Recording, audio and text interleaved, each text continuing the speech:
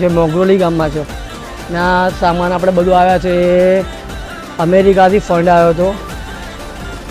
એક આપણે પટેલ દીકરી છે આપણી ચરોતરની, એમના તરફથી એમણે નામ ના પાડી છે, એમણે પોતાની જે આઈડેન્ટિફિકેશન ના કહી છે, ફોટો કે નામ કંઈ જ આપવાની ના પાડી, પણ એમને એટલું તો કહીશ કે એમનો ધન્યવાદ કે જેમણે અમેરિકાથી જસુ કાકા માટે આટલો સહયોગ કર્યો છે. ખૂબ ખૂબ ધન્યવાદ એમને, આભાર એમનો.